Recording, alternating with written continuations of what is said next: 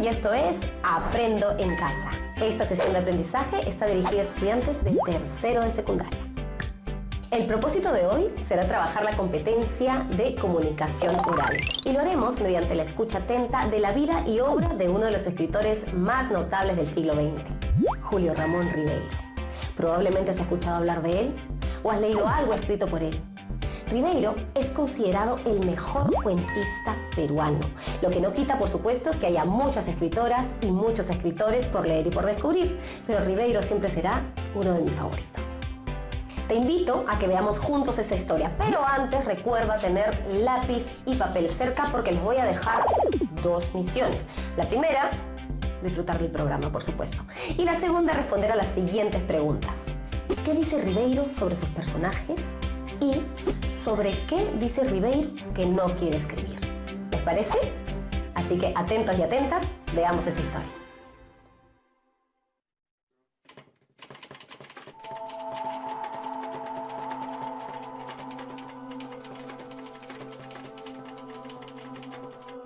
El cuento es un género literario que siempre me ha cautivado.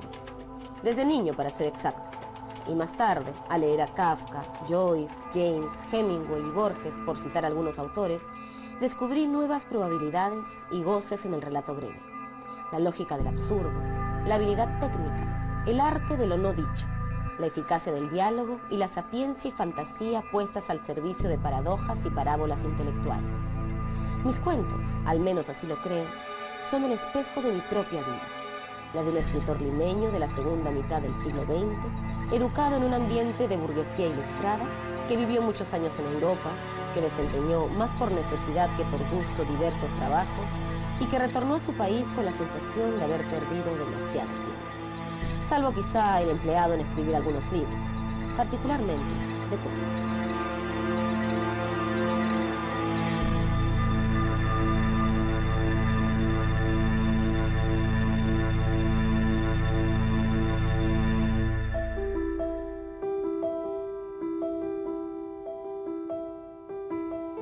Yo lo conocí en las circunstancias más curiosas porque yo estaba un día caminando en el campus de la Universidad de Texas donde yo estudiaba, en el año 83 probablemente.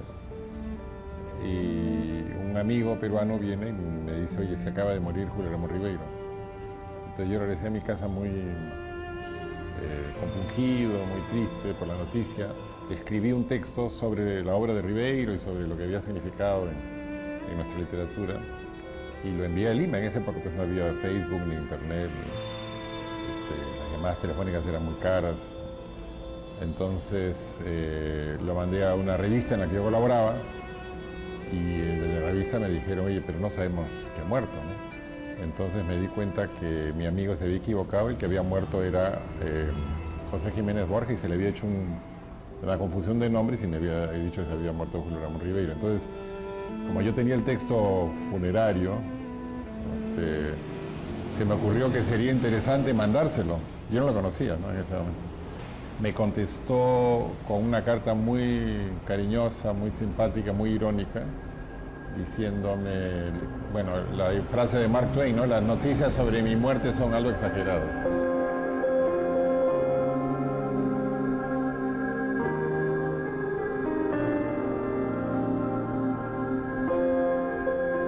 Cuentos, espejo de mi vida, pero también reflejo del mundo que me tocó vivir, en especial el de mi infancia y juventud, intentando captar a los oscuros habitantes limeños y sus ilusiones frustradas, escenas de la vida familiar, Miraflores, el mar y los arenales, combates perdidos, militares, borrachines, escritores, hacendados, matones y maleantes.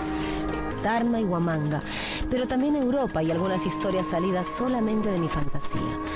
A eso se reducen mis cuentos.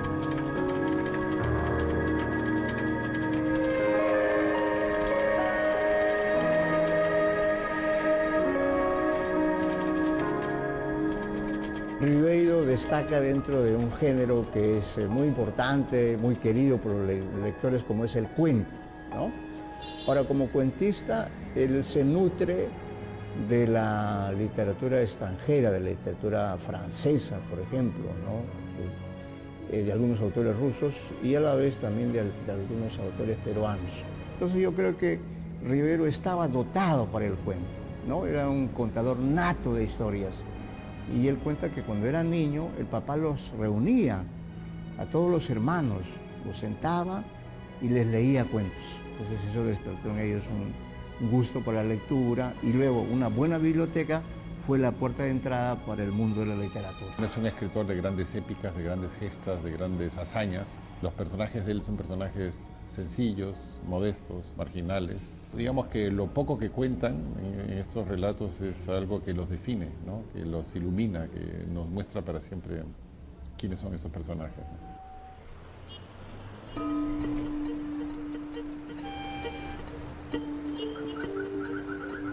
Nunca ocurrió vida más insípida y mediocre que la de Roberto.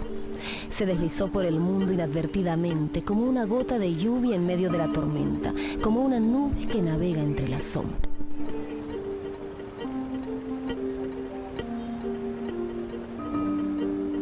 No tuvo una emoción fuerte, ni una aventura imprevista que coloreara la página blanca de su vida. Todo en él fue blando, suave, entregado con mesura, vivido sin contrastes. No fue lo suficientemente bruto para sentir felicidad de no pensar en nada, ni lo bastante inteligente como para sufrir la angustia de saber más. Ni serio ni jocoso, ni bueno ni malo, ni estéril ni imaginativo. Era como el agua tibia, como una sonrisa sin expresión.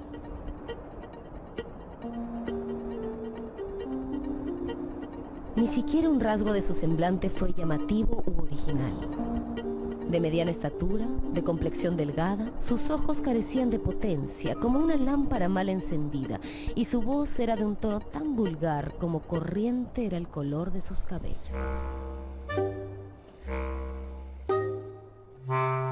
Jamás alguien le consultó una opinión ni le pidió un consejo. Ni tuvo un amigo más amigo que otros, ni un apodo cariñoso que exagerara alguno de sus rasgos. Nada en él llamaba la atención. Todo en él era gris y normal, sosegado y neutro, limitado y barato. Sus exámenes no fueron brillantes que despertaran envidia, ni desastrosos que produjeran risas. Sus notas eran 13 y 14.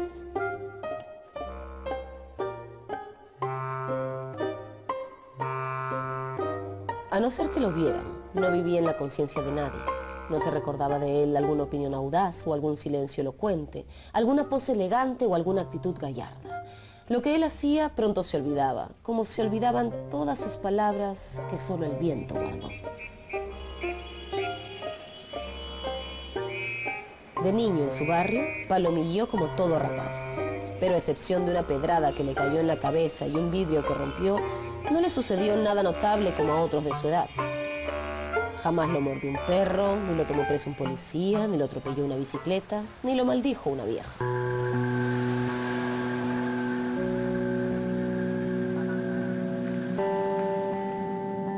La fecha de su nacimiento no coincidió con ninguna conmemoración famosa, ni fue su nombre de pila un nombre original o inaudito, ni tuvo su apellido un rumor rancio de nobleza.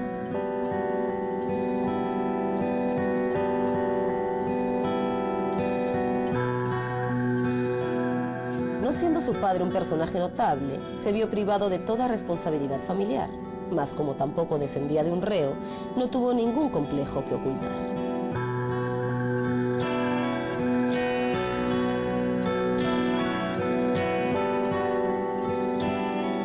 El único hecho prominente de su vida fue un terminal que agarró en el sorteo de Fiestas Patrias. Obtuvo 500 soles.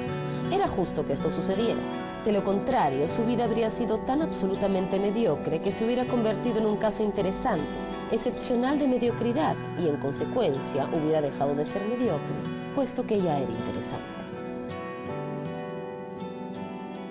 La vida gris es una especie de prospecto, es una especie de anuncio de lo que luego va a ser Ribeiro. Son personajes que viven mejor en la soledad, en la marginalidad, en el fracaso. El fracaso es para ellos un paraíso porque les impide exponerse ante el mundo. Los personajes de Ribeiro, justamente porque son insignificantes o se sienten insignificantes, ¿no? Entonces tienen una cierta limitación para establecer la conversación, establecer el diálogo.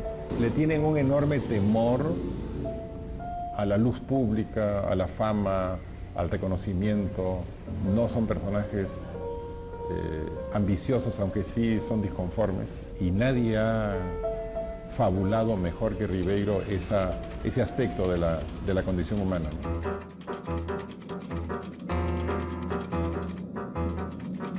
Que mis cuentos, tan variados y dispares, puedan sumados a adquirir cierta unidad y proponer una visión orgánica, coherente, personal de la realidad, es algo que no podría afirmar, y que tampoco me preocupa demasiado. Así como tampoco me preocupa que mis cuentos no reflejen las mutaciones sufridas por el Perú en los últimos 20 años. Escribir sobre lo actual, sobre lo inmediato, es importante pero no indispensable. Para ello hay jóvenes y excelentes cuentistas, aunque es bueno recordarles, parafraseando a Borges, que la actualidad es a menudo anacrónica.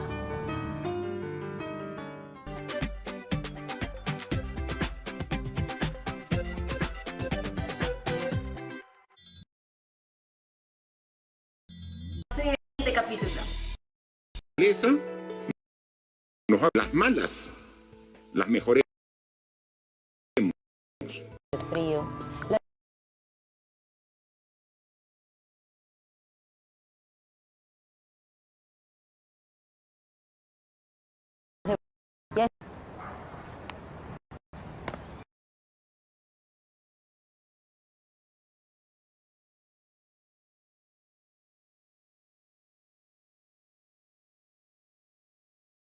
Que tiene una gran capacidad de observación, ¿no? Recordemos que cuando él venía a Lima le gustaba caminar por flores, observar, y algunos de sus cuentos parten precisamente de esa posición, es decir, del narrador que observa.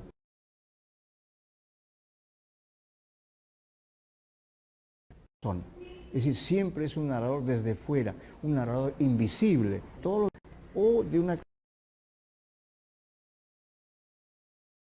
Seguir trabajando para que las cifras que hemos dado, las malas, las mejoremos y las buenas las consolidemos.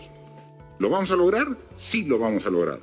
Con más esfuerzo, con más unidad y con más responsabilidad de todos los peruanos. Pero fue un incidente en una librería de viejo, cuando el dueño, que desde envueltos en sus bufandas y en su... Estamos viendo Aprendo en Casa, secundaria. Sin duda Ribeiro es un personaje que tiene una gran capacidad de observación, ¿no? Recordemos a las 6 de la mañana la ciudad se levanta de puntillas puntillas y comienza a dar sus primeros pasos. Una fina niebla disuelve el perfil de los objetos y crea como una atmósfera encantada.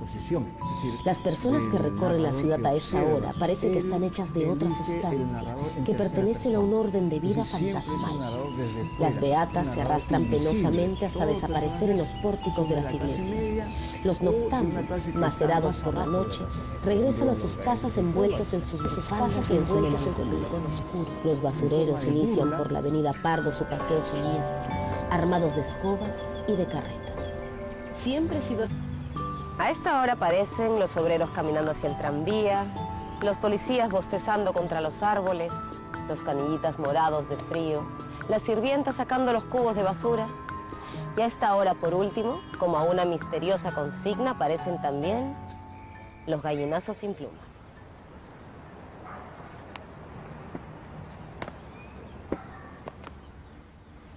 Sin duda Ribeiro es un personaje que tiene una gran capacidad de observación, ¿no? Recordemos que cuando él venía a Lima le gustaba caminar por Miraflores, observar, y algunos de sus cuentos parten precisamente de esa posición, es decir, del narrador que observa. Él elige el narrador en tercera persona. Es decir, siempre es un narrador desde fuera, un narrador invisible. Todos los personajes son de la clase media o de una clase que está más abajo de la clase media. Por ejemplo, en los gallinazos sin plumas. Hasta ahora recuerdo aquella tarde en que al pasar por el malecón divisé en un pequeño basural un objeto brillante, que no era otra cosa que una menuda insignia de plata. Y así empezó el encadenamiento de sucesos extraños que me acontecieron. Lo primero fue un incidente en una librería de viejo, cuando el dueño, que desde hace rato me miraba desde un rincón oscuro, se acercó y me dijo: Aquí tenemos libro de Pfeiffer. Yo lo quedé mirando intrigada porque no había preguntado por dicho autor, el cual por lo demás me era enteramente desconocido. Acto seguido añadió: Pfeiffer estuvo en Pilsen. Debe usted saber que lo mataron. Lo mataron de un bastonazo en la estación de Praga. Y dicho esto, se retiró hacia el ángulo de donde había surgido y permaneció en el más profundo silencio.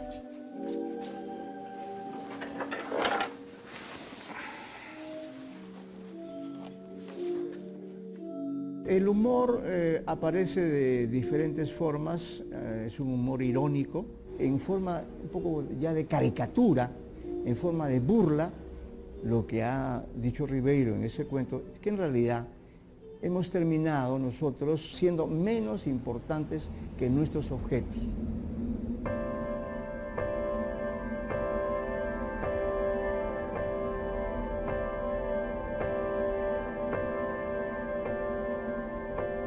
Siempre he sido aficionada a las artes ocultas. En realidad porque mi padre estuvo muchos años en la India y trajo de las orillas del Ganges, aparte de un paludismo feroz, una colección completa de tratados de esoterismo. En uno de estos libros leí una vez una fórmula cerrada que no he podido olvidar.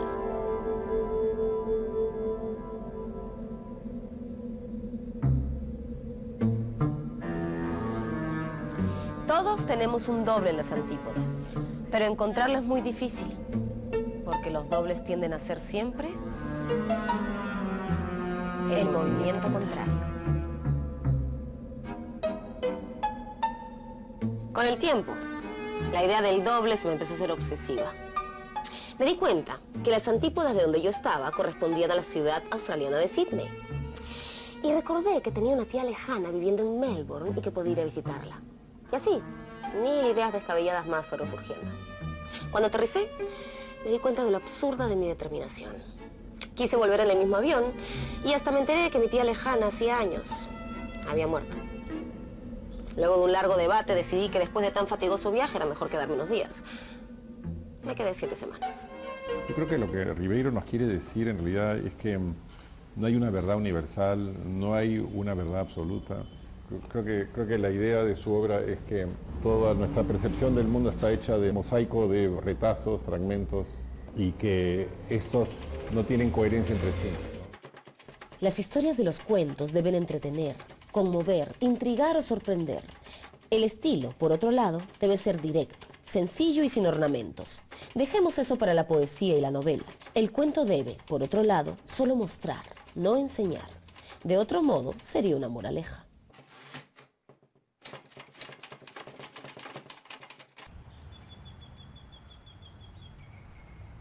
A los 10 años, yo era el monarca de las azoteas y gobernaba pacíficamente mi reino de objetos destruidos.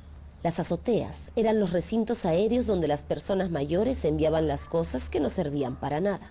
Se encontraban allí sillas cojas, colchones despanzurrados, maceteros rajados, cocinas de carbón, muchos otros objetos que llevaban una vida purgativa a medio camino entre el uso póstumo y el olvido.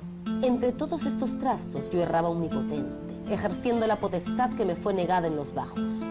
Podía ahora pintar bigotes en el retrato del abuelo, calzar las viejas botas paternales o blandir como una jabalina la escoba que perdió su paja. Nada me estaba vedado. Sin embargo, en los linderos de mi gobierno había una zona inexplorada que siempre despertó mi codicia. Varias veces había llegado a sus inmediaciones, pero una alta empalizada de tablas puntiagudas me impedía seguir adelante. Yo no iba a permitir que un accidente natural impidiera mis planes de expansión. Ribeiro comenzó publicando libros con títulos específicos, ¿no? La Guiñazú sin plumas, Cuento de circunstancias, Las botellas y los hombres, 3 historias sublevantes. Pero cuando llega la década del 70 y ve Ribeiro que sus libros en realidad sí han tenido una aceptación, le han dado popularidad, entonces él tiene una decisión. De ahí en adelante va a seguir publicando cuentos ya dentro de una suerte de colección. Entonces busca un nombre y ese nombre es La palabra del mudo. introducción de La palabra del mudo, Julio Ramón Ribeiro advierte que el cuento debe contar una historia, de preferencia breve, que pueda ser leída de un tirón. No hay cuento sin historia, y el lector debería, a su vez, ser capaz de contarla. Esta historia puede ser real o inventada. Si es real, debe parecer inventada, y si es inventada, real. Un personaje de un cuento hace una acción en la que le aparece su destino, en la que aparece su identidad, en la que aparece quién es él para siempre, ¿no? Y que eso es lo que hace un gran relato, que sintamos que en unas pocas páginas vemos 1 o 2 episodios en la vida de un personaje que nos hace pensar o nos hace sentir que lo conocemos.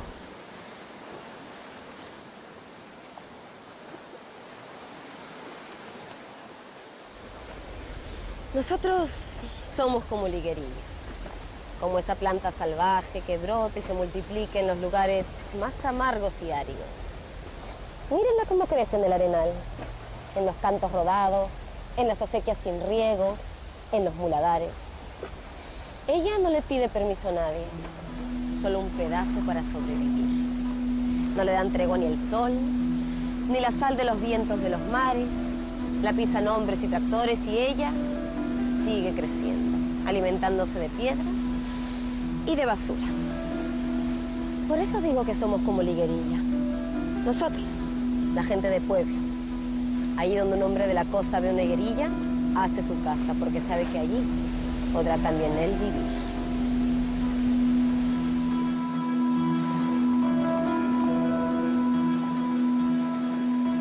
Conforme uno va leyendo más a Ribeiro, se va apasionando. Pues Ribeiro te apasiona, pero a la vez le da al lector una sabiduría de vida, como ocurre con sus grandes cuentos. A pesar de ser Sambo y de llamarse López, quería parecerse cada vez menos a un zaguero de la Alianza Lima y más a un gringo de Filadelfia. La vida le enseñó con los años que para triunfar en una ciudad colonial debía saltarse los pasos intermedios y antes que parecer un blanquito de aquí, debía parecer un gringo de allá. Durante todo el tiempo que lo conocí, se dedicó a deslopizarse, desambarse y americanizarse antes de que le cayera el huaico encima y lo convirtiera para siempre en un conductor de colectivo o en un portero de banco. Para eso, tuvo que matar al peruano que llevaba adentro y copiar cada cosa que veía en los gringos que conocía. Pero no nos adelantemos. Precisemos que se llamaba Roberto, que años después se le conoció por Bobby y que en los últimos documentos oficiales figura con el nombre de Bob.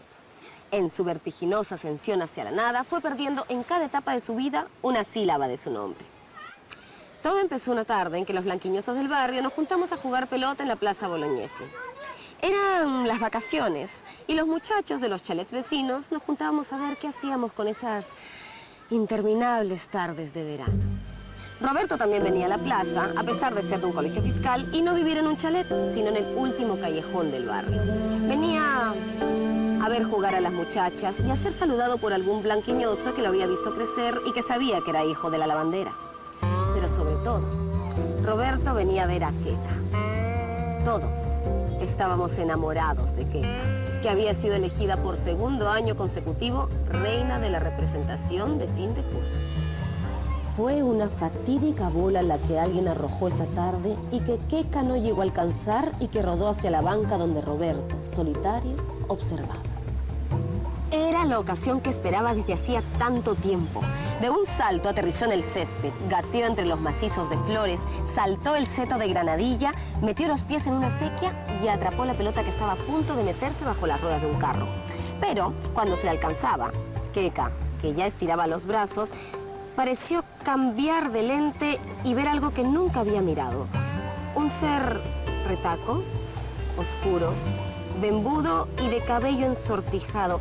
Algo que no le era del todo desconocido, pero que había visto tal vez alguna vez como quien mira una banca o un ficú y se apartó aterrorizado. Roberto no olvidó nunca la frase que pronunció Queca al alejarse a la carrera. Yo no juego con zambos. Estas 5 palabras decidieron su vida. Todo hombre que sufre se vuelve observador. Y Roberto siguió yendo a la plaza, pero su mirada había perdido la inocencia. ya no era el reflejo del mundo, sino un órgano vigilante que cala, elige y califica. Te ayuda a ver la vida de una manera más sencilla, de una manera más natural. Te ayuda a entender las contradicciones en las que vivimos. Te ayuda a reconocer aspectos de tu propia vida que no habías imaginado, por las razones por las que es necesario leer a cualquier autor, ¿no? Porque te hace vivir más plenamente. Y eso no tiene una recompensa, no tiene un precio, y no hay nada que se le pueda igualar, ¿no? Leer un libro es vivir de una manera más completa, más enriquecedora, vivir muchas vidas.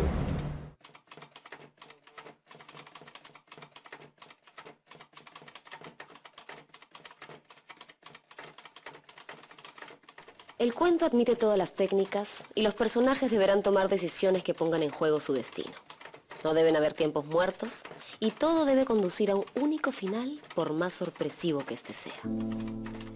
Y si quieren saber un poco más sobre la vida y obra del escritor peruano Julio Ramón Ribeiro, no dejen de ver nuestro siguiente episodio de Historias de Papel, donde leeremos lo tentador que puede ser el fracaso, sobre todo para fumadores.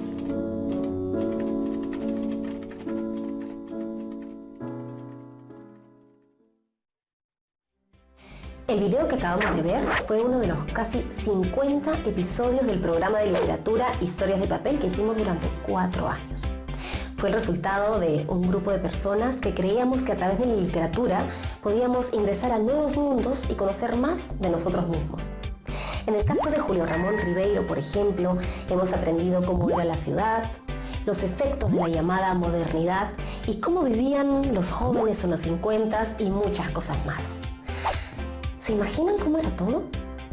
Además, Ribeiro utiliza la literatura para hablar de temas muy crudos y reflexiona sobre cómo la vida no es tan fácil para todas las personas por igual. Quiero aprovechar este programa para invitar a las y los estudiantes a conocer un poco más sobre Julio Ramón Ribeiro y a pensar cómo su obra se relaciona con lo que vemos a nuestro alrededor. Y por eso ahora les propongo el reto del programa. Es volver a leer algunos de los cuentos que trabajamos en el video, es decir, Los gallinazos sin plumas, Alienación o La insignia, y transformar esta historia en una historieta o cómic. ¿Por qué creen que Julio Ramón Ribeiro llamó a su libro La palabra del mudo y lean sus cuentos? Guardarás todos sus trabajos en un portafolio, el cual será la evidencia de tus aprendizajes. Bueno, esto ha sido todo por hoy. Nos vemos.